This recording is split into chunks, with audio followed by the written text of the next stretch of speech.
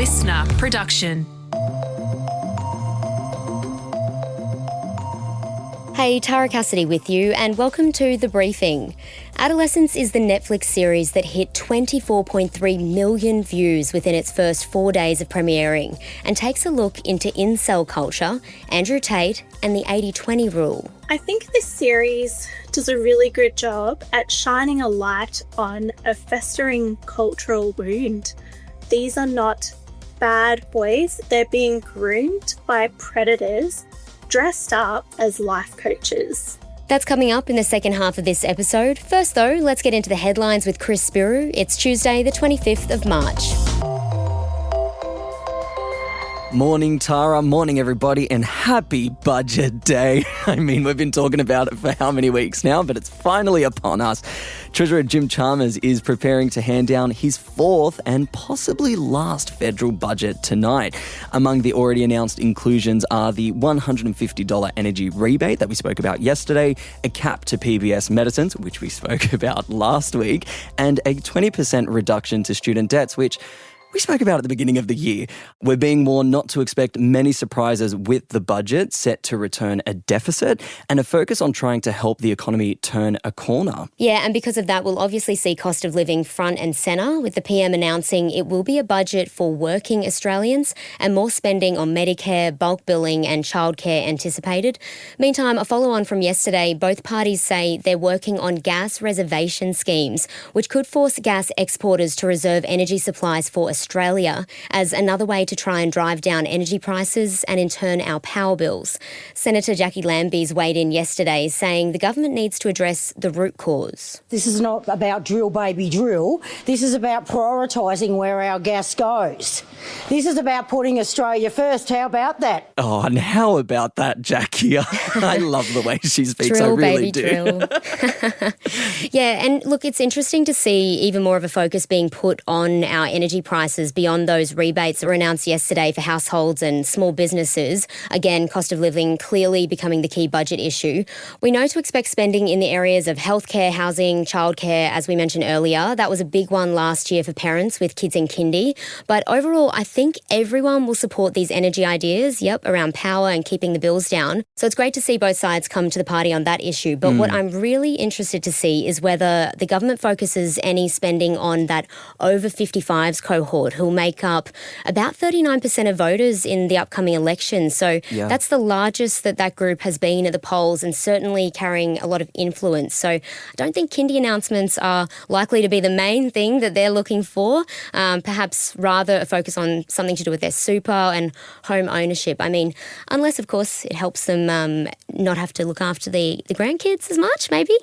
Yeah, potentially. I mean, this is something that I think has been excluded a lot from the coverage. And I'll be honest, our coverage of, this budget and upcoming election, we tend to focus on the younger cohorts. We know that Gen Z and millennials are going to outnumber sort of any other generation come this election. But that's as a combined cohort of Gen Z and millennials. That's a lot of people. Like you mentioned there, the over 55s. Yeah, very silent in this coverage, but interesting to see what's going to come out of this budget for them. And we'll find out the budget will be handed down tonight at 7:30 New South Wales Victoria time, 6:30 Eastern Standard Time, and the opposition leader Peter Dutton is going to hand down his budget reply speech on Thursday. Members of the Turkish community in Australia are organising democracy protests and meetings following the arrest of Istanbul Mayor Ekrem İmamoğlu. The 53-year-old, who is regarded the main political rival to Turkey's President Tayyip Erdogan, was detained last week on allegations of corruption, sparking nationwide protests that are going on now for a sixth day in a row. The detained mayor denies those charges, claiming they are politically motivated. And Turkey's Interior Ministry says over 1,100 people have been detained since the protests began last Wednesday, at least 10 of which are journalists. The bulk of civilian arrests have been in Istanbul, authorities claiming that they've breached a citywide ban on protests introduced little under a week ago. Despite the crackdown, demonstrations are continuing. Turkish locals say they're fighting against injustice and calling on the world to stand up to protect democracy everywhere. Yeah, this is really interesting, Tara. It's been bubbling away since last week. We know that these are the largest protests that Turkey has seen in over a decade.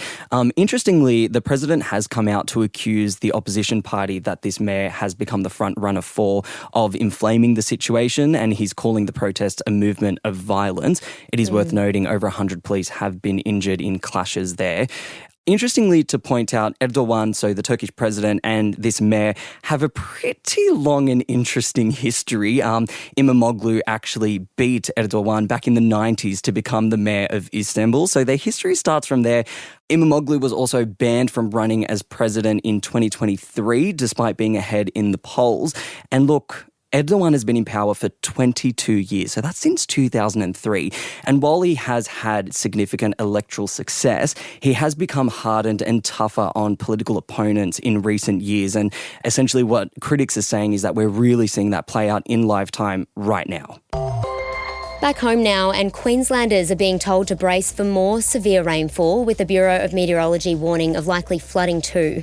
It comes as southern Queensland and northern New South Wales continue their cleanup and recovery efforts from ex-tropical cyclone Alfred, which crossed the coast as a low, and some outer islands as a Category 1.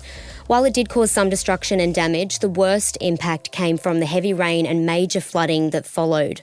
Meantime, further up the state, parts of North Queensland and far North Queensland are still in recovery mode as well from one of the biggest flooding events in the state in decades, which led to a number of deaths in areas like Ingham earlier in the year and whole suburbs underwater. The Bureau is warning that the state's interior could see up to 400 millimetres of rain over the next few days. Yeah, which is absolutely wild, especially given that the WA coastline right now, Tara, is sweltering through a severe heat wave, not seen since the 80s. Last night, the temperature in Perth was sitting at 38 degrees. That was at 7 p.m. at night after the sun had setted. And that's expected to drop to 35 over the next 5 days. So that's not nighttime temps, that's daytime temps. And that's a massive, massive rarity for late March. And it all comes as the bomb is keeping its eye on a tropical low building off the state's northwest, which they say has a strong chance of becoming a cyclone, but it is expected to stay well offshore, posing no threat to the mainland for now. Yeah, wow. Australia, hey? Every climate, depending on where you are in the country. Yeah, and I mean, you know that better than anyone else, Tara, someone who lives in Brizzy and decided to take a holiday a few weeks ago. Cyclone Alfred was heading straight for Stradbroke Island, which I had just booked a 2-week holiday to go and be there. And we were just watching kind of the ocean and seeing everything look like a washing machine and checking bomb going, I think we need to get out of here, and ended up having to evacuate and head back home to protect our house, which luckily was all right. But I am thinking of everyone else around Queensland. There was many areas that were absolutely not okay. As we mentioned, the flooding really impacted some areas like Hervey Bay, Lismore, which is a known area that does flood. And so there's no area, I think, that is going to be along this east coast wanting any more heavy rain and flooding. It's going to be one that everyone will be watching with a close eye. And after 4 years of political backflips, the Queensland government will today reveal the venue for the 2032 Brisbane Olympic Games. The Premier is tipped to announce the construction of a $3.4 billion, 60,000-seat stadium at Victoria Park, the largest remaining area of green space near the Brisbane CBD. But former Queensland Premier Campbell Newman says there hasn't been enough consultation. I've seen more consultation, guys, than putting swings in a local park. And I was a former mayor of Brisbane, and we put more time and effort into consulting the community about those sort of things. And here, what we're about to do is destroy a great park. That audio thanks to Tan. Now, this is actually the third location that's been tipped to be the Olympics venue to host things like the opening ceremony and to be front and centre on the global stage. It follows previous proposals for the Gabba, which was the first suggestion, currently hosting major sporting games for the AFL and cricket, while the second option was the Queensland Sports and Athletics Centre, which has previously hosted events for the Commonwealth Games. Both of those venues have now taken a backseat after much community backlash, projected costing blowouts, and now it's looking likely, very, very likely, to be Vic Park. Look, I've been right in the smack bang in the middle of this whole saga because I live in Brisbane, so I know all of these locations that they're talking about. And look, if you saw the other two options for the venues outside of Vic Park, I think definitely this is one of the better options. I'd say Vic Good to Park know, and the good to Gabba. So basically the Queensland Sport and Athletics Centre, or QSAC as we fondly call it, back from school athletics days, but it's actually more of a suburban part of Brizzy.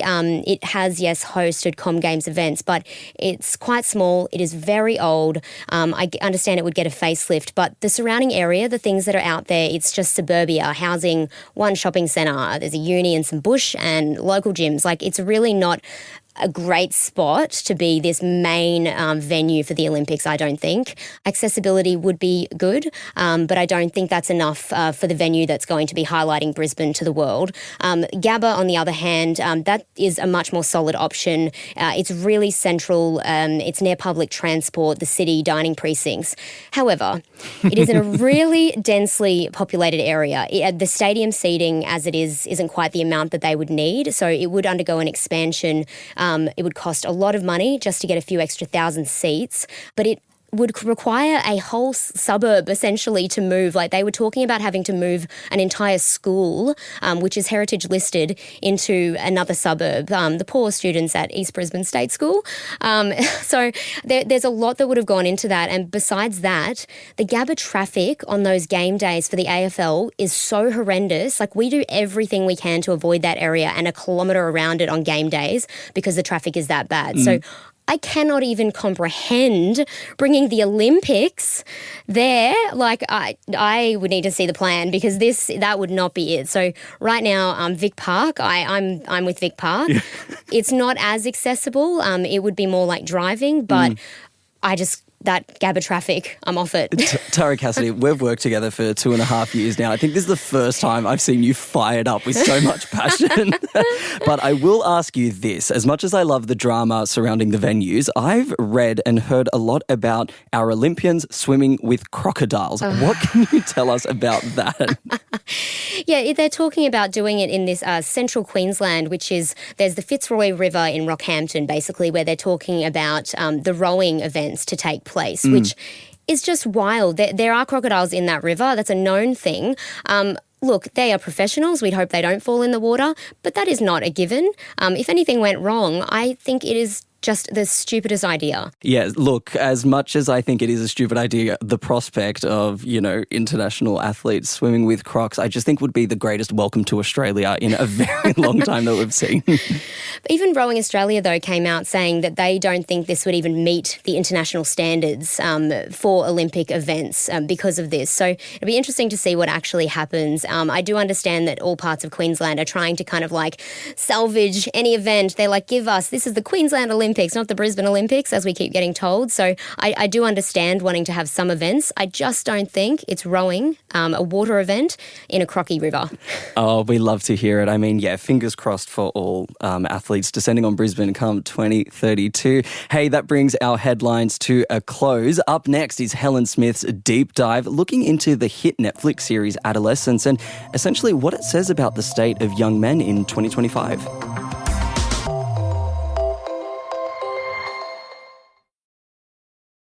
Hey, it's Helen Smith here with this episode of The Briefing.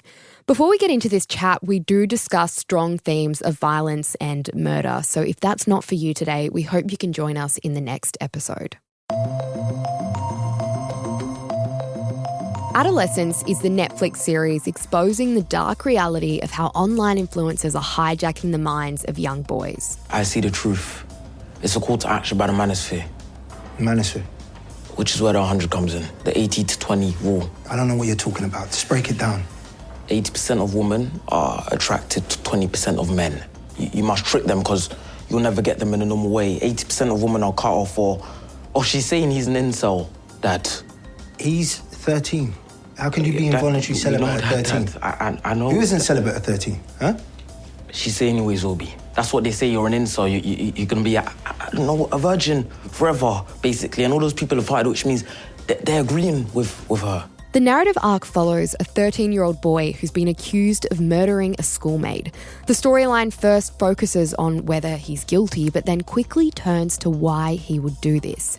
The series explores male rage, incel culture, and the 80-20 rule, which is an idea by the manosphere that 80% of women are attracted to 20% of men, and that you have to trick them into having sex with you.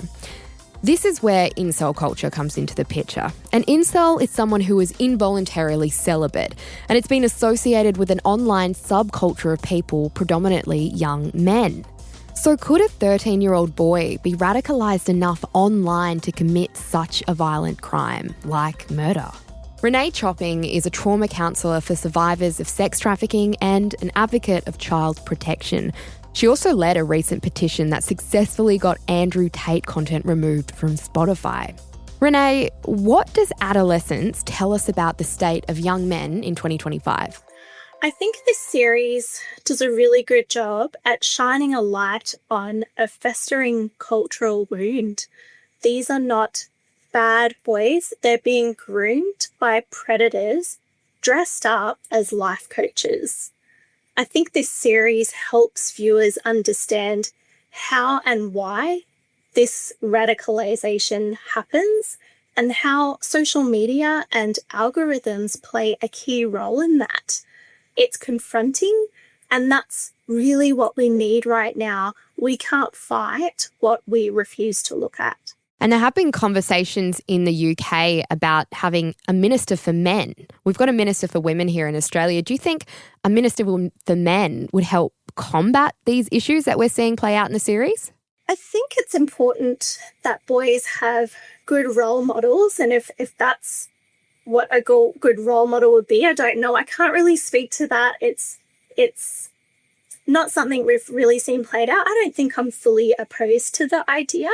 I think we need to have more men speaking out on these issues, and we need our boys to be able to look up to men as good role models, because in their absence, they're going to be looking to the Andrew Tates to shape their ideas and values. Yeah, we'll get into Andrew Tate just in a moment. But firstly, the series explores incels and the red pill theory and the 80-20 rule. Can you explain to me what this all means? Yeah, there's this whole conversation around the manosphere, and this is all part of that culture and positioning women as shallow and only after a certain type of man, and it really fosters these attitudes of resentment towards women, and also opens up a gateway for enabling gender-based violence, because women are seen as the enemy and seen to be owing men sex and relationships.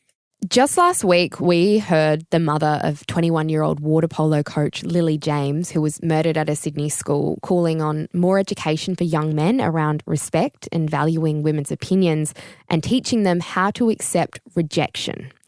How do we teach this to young men who might be wrapped up in the manosphere with the 80-20 rule on the top of their mind and that incel culture? Yeah, I think it's a really important conversation to have. We need to be teaching our boys empathy and how to critically evaluate the messages that they're receiving in mainstream culture. I think, our boys are being groomed into adopting violent sexist beliefs under the guise of self-improvement and male empowerment. And we're seeing boys brag about being alpha males and dismissing consent like it's some kind of woke punchline. So I think the first thing we need to do is open up these conversations with boys and give them space to be able to share how it is they've come to these understandings and adopt these beliefs. We can't come in at it attacking them and making them feel like they've done something wrong, because it's just going to evoke that kind of reactiveness in them, and in a way it'll most likely just cause them to double down. So we need to be coming at this with creating a non-judgmental space, but we also need to be understanding that this is what's happening. This messaging is eroding the empathy levels of our boys, and so we do need to be challenging that and helping them and showing them ways that they can build that empathy up, and how important that is for them to be able to have respectful, healthy relationships in their lives. Yeah, and Andrew Tate's name does pop up throughout this series, and you recently led a petition to get some of his content removed from Spotify and were successful. What was some of that content that you got removed? Myself and my colleagues at Collective Shout started this petition because Spotify is a mainstream platform, and by hosting Tate's content, some of which was like a manual for grooming boys into abusers. It was like a how-to traffic women and exploit women for profit. And by Spotify hosting this content, they're complicit. This isn't just free speech. This is fueling real-world harm. And you've also counselled survivors of sex trafficking, some as young as 9. What's the link between their abusers and Andrew Tate? Yeah, so we're seeing the methods that Tate is teaching in some of his courses using the lover boy method, or what we call the Romeo method, where it's recruiting women by making them feel loved, making them feel valued, and then going on to exploit them and traffic them. This is not exclusive to Tate. This is sex trafficking 101. I've seen this play out time and time again with survivors of sexual abuse and sex trafficking that I've worked with globally. What have you witnessed in young boys, or as they're going into their teens, in the classroom firsthand, relating to how they've been influenced by these popular male online figures like Andrew Tate? Yes, I've seen boys talking about how Andrew Tate is the GOAT, the greatest of all time, claiming that he knows how to get the girls, as if manipulation and coercion are skills to be admired. I've had teachers tell me that students are saying things like men build everything and women just need to get back into the kitchen. And they're not trying to be funny. This isn't edgy banter anymore. It's full-blown indoctrination. This isn't just a destructive version of masculinity. It's a gateway to gender-based violence. How can we stop young boys as young as, they can be 8 or 9 sometimes, seeing this content online? How can you stop them from just grabbing a smartphone or an iPad and finding this content? It seems impossible. Yeah, I think, we need to be fighting this on multiple fronts. This isn't just a content problem. It's a cultural problem. And so we need to be looking at it like that. It does seem daunting, I think, for many parents out there that they're never going to be able to protect their kids from this stuff. You can't be online with your child 24/7. That's too big of an ask. So if we're looking at this as a cultural problem and we're not putting the onus just on parents, but we're looking at the education system, we're looking at government, and we're using that multi-pronged approach to tackle this, that means speaking out. Us as everyday people and part of society, speaking out when we see harmful content and hold major corporations like Spotify to account for the content they're hosting. We need to educate and equip teachers and parents. Most adults, as was highlighted in this series, have no idea what our kids are watching, let alone how to counter it. So we need school-based programs that tackle harmful gender stereotypes, teach empathy, and build media literacy skills so that kids learn to question the toxic stuff, not absorb it. And we need to amplify better role models. Boys don't need Andrew Tate. That much is clear. They need men who model respect, vulnerability, and real strength, not aggression disguised as masculinity. And finally, I think, we need to refrain from treating this as an internet issue. It's a public health and safety issue. The pipeline from online misogyny to real-world abuse is well documented, as we have seen in news headlines time and time again. So we need to treat this like we would any other harmful ideology by confronting it, dismantling it, making it part of our everyday conversations with our kids who are actively online, and make it socially and culturally unacceptable. We've seen quite big series on Netflix before that have tackled cultural or social issues. Do you think that Adolescence will have any impact on policy or simply young men's behaviour? I would like to think that it would. I feel like this has come out at a time where people are ready to be having these conversations. And there seems to be a level of desperation to have these conversations because we're seeing how this plays out in the real world. And it will only continue to get worse if we don't address it. So I think it has come out at a critical time, and I'm hopeful that something like this will influence legislation, will influence policies that we can put in place to better protect our children and have better structures in place in our education systems to make these conversations a priority. Renee, thanks so much for joining us on The Briefing. Thank you so much for having me. That was Renee Chopping there, trauma counsellor and advocate of child protection. And if you or anyone else needs help, you can call Lifeline on 13 11 14 and Men's Line on 1300 78 9978 or 1-800-RESPECT. That's 1-800-737 732.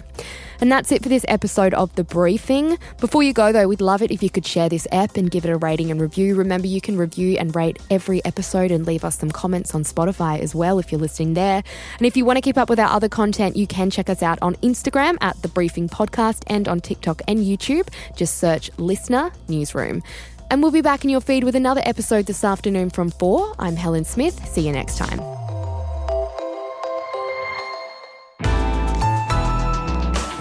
Listener.